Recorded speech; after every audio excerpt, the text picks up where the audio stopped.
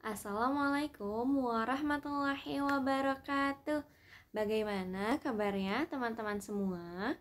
Semoga teman-teman selalu diberikan kesehatan juga keselamatan oleh Allah Subhanahu wa taala. Bertemu lagi bersama Bu Diva dalam pembelajaran adab. Sebelum kita mulai mengenai pelajaran adab, kita berdoa terlebih dahulu yuk.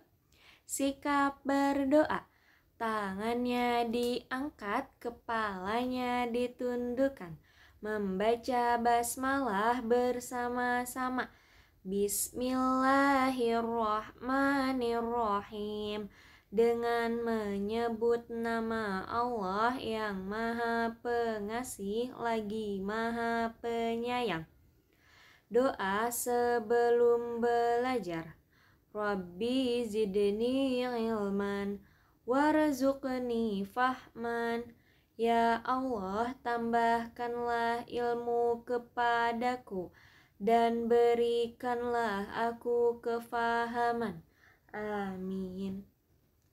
Oke teman-teman, kita mulai untuk membahas pelajaran adab.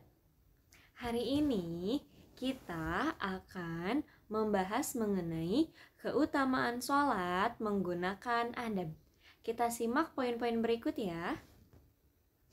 Yang pertama, diterima oleh Allah sholatnya. Ketika teman-teman sholat menggunakan adab, insya Allah sholatnya akan diterima oleh Allah.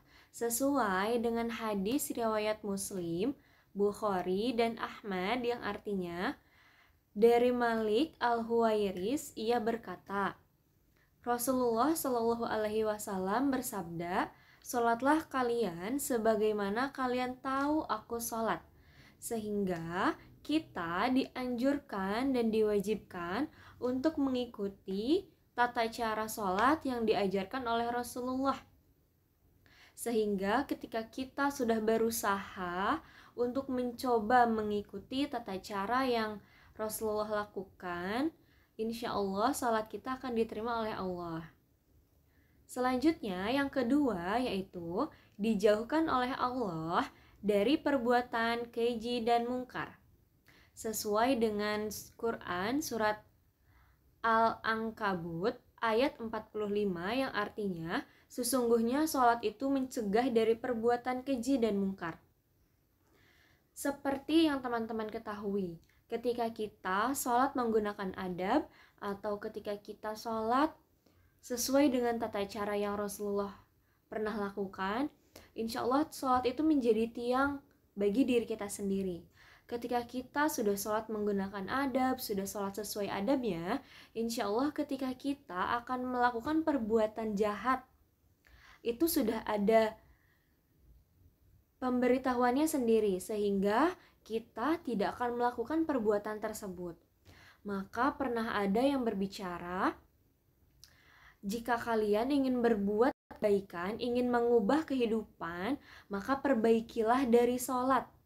Karena sholat itu adalah tiang dari semua kegiatan, termasuk tiang dari hati kita. Sehingga ketika kita sholat sesuai dengan adab atau sholat sesuai dengan tata cara yang Rasulullah lakukan, insya Allah sholat akan menjadi benteng kita agar kita tidak melakukan perbuatan kejahatan ataupun perbuatan mungkar lainnya. Semoga kita semua dijauhi dari perbuatan keji dan mungkar tersebut. Amin ya rabbal alamin. Yang ketiga yaitu sholatnya akan menjadi penolong. Sesuai dengan hadis riwayat Abu Dawud yang artinya, dulu jika ada perkara yang menyusahkan Nabi Shallallahu Alaihi Wasallam, beliau mendirikan sholat. Nah teman-teman, ketika kita menemukan masalah, ketika kita menghadapi suatu masalah, atau teman-teman sedang berada dalam masalah, pastinya salah satu penolongnya adalah kita sholat. Kenapa? Karena kita harus berserah diri dulu kepada Allah. Kita harus mengadu terlebih dahulu kepada yang membuat kita, kepada yang menciptakan kita. Sehingga Allah pun akan membantu kita secara perlahan. Allah akan memberikan pertolongan kepada kita tanpa kita sadari bahwa jawaban dari masalah-masalah kita itu dari Allah, sehingga ketika kita sholat, mencurahkan diri, bercerita, berkeluh kesah kepada sang pencipta kita, yaitu Allah, maka Allah pun akan memberikan saran atau pertolongan yang terbaik bagi kita. Selanjutnya, yang keempat, sholat sebagai penggugur dosa. Suatu hari, Rasulullah Shallallahu Alaihi Wasallam berbicara dengan para sahabatnya. Bagaimana pendapatmu jika di depan pintu rumahmu ada sungai, lalu engkau mandi sehari 5 kali? Apakah tersisa kotoran di badannya? Para sahabat menjawab. Rasulullah Shallallahu Alaihi Wasallam pun bersabda, itu adalah permisalan untuk sholat 5 waktu. Dengan sholat 5 waktu, Allah Ta'ala menghapus dosa-dosa kecil.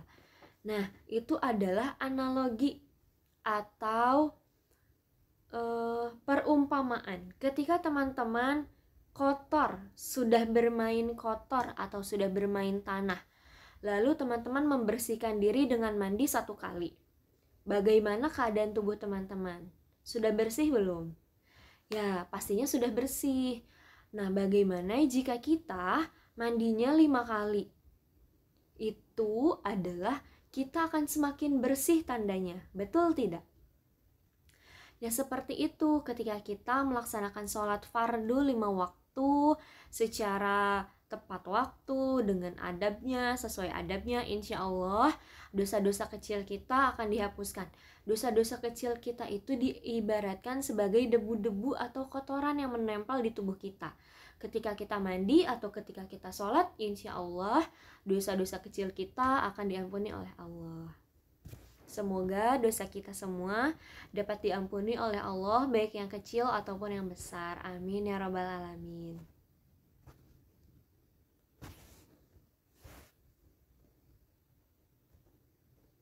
Yang kelima, sholat memberikan kebaikan yang banyak. Sesuai dengan hadis riwayat Ahmad, siapa saja yang menjaga sholat, maka dia akan mendapatkan cahaya petunjuk dan keselamatan pada hari kiamat. Nah teman-teman, insya Allah sholat akan memberikan kita kebaikan yang sangat banyak, entah ketika kita masih hidup ataupun ketika kita sudah meninggal nanti. Kita hidup itu ada di 2 alam, yang pertama di dunia, yang kedua di akhirat. Semoga ketika kita berada di dunia ini, kita selalu diberikan kebaikan insya Allah ketika kita selalu melaksanakan sholat. Lalu pun ketika kita selalu melaksanakan sholat, itu pun ada imbalannya ketika kita sudah meninggal dunia. Ketika kita hidup di alam akhirat atau di akhirat nanti, insya Allah sholat adalah menjadi petunjuk kita bahwa kita adalah umat Islam yang selalu melaksanakan ibadahnya, selalu melaksanakan kewajibannya, sehingga insya Allah ketika kiamat nanti kita akan diselamatkan dengan sholat-sholat yang sudah kita kerjakan. Selanjutnya yang keenam, yaitu sholat meringankan langkah kaki seseorang ke syurga, sesuai dengan hadis riwayat Muslim yang artinya Rabi'ah bin Ka'bah meminta kepada Rasulullah Shallallahu Alaihi Wasallam untuk didoakan ke syurga. Lalu beliau bersabda, perbanyaklah sujud. Seperti yang kita ketahui bahwa sujud itu merupakan rukun sholat. Betul? Sujud adalah salah satu gerakan dari sholat. Maka dari itu, ketika kita ingin sujud, maka kita pun harus melaksanakan sholat. Nah, sujud itu adalah salah satu meringankan langkah kaki kita menuju syurga. Teman-teman tahu tidak bahwa sujud itu sama saja kita sedang berbicara dengan Allah. Kita sedang mencurahkan isi hati kita kepada Allah. Dan ketika sujud pun Allah, teman-teman bayangkan ketika kita sujud, Allah sedang mengusap kepala kita. Dan insya Allah, Allah mendengar doa-doa kita. Maka ketika kita ingin perbanyak sujud, maka pasti pun kita harus memperbanyak sholat. Sudah dipastikan ketika kita memperbanyak sujud, kita akan memperbanyak salat juga. Yang terakhir yaitu salat adalah amal yang paling utama, sesuai dari hadis riwayat Bukhari yang artinya dari Ibnu Mas'ud radhiyallahu an bersabda bahwa seorang laki-laki pernah bertanya kepada Nabi Shallallahu alaihi wasallam, "Amalan apa yang paling utama?" Nabi menjawab, "Salat tepat pada waktunya, berbakti kepada orang tua, dan jihad fisabilillah." Nah, yang pertama disebutkan itu adalah apa, teman-teman? Salat tepat pada waktunya. Salat tepat pada waktunya adalah salah satu adab salat.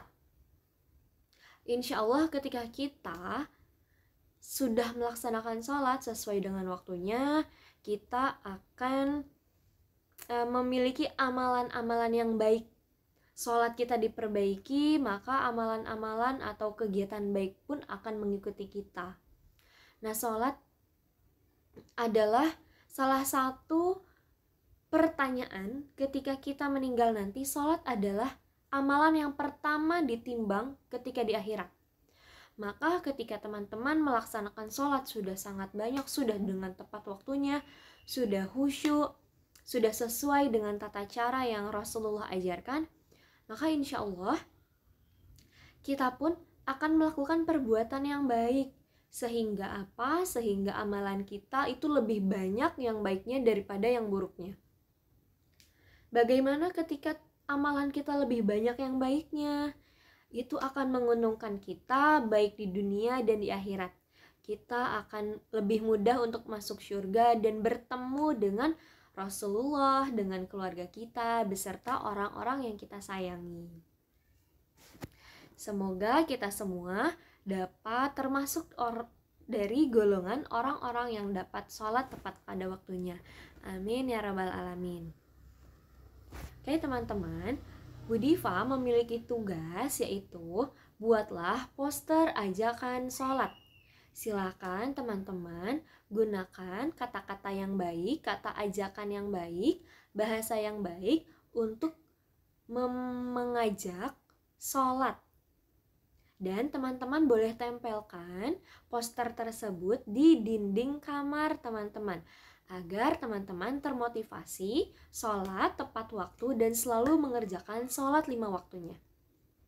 Sampai sini Bu Diva izin menyimpulkan kesimpulan bahwa semoga kita semua dapat menjadi orang-orang yang ingat akan ibadah kita, orang-orang yang ingat akan kewajiban kita sebagai muslim, yaitu sholat.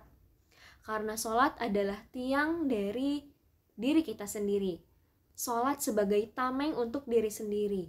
Karena ketika kita selalu melaksanakan sholat, insya Allah kita dijauhi dari perbuatan-perbuatan yang keji, perbuatan-perbuatan yang buruk, dan insya Allah akan datang kepada kita perbuatan-perbuatan yang baik, baik meski ketika kita masih hidup atau ketika kita akan meninggal dunia.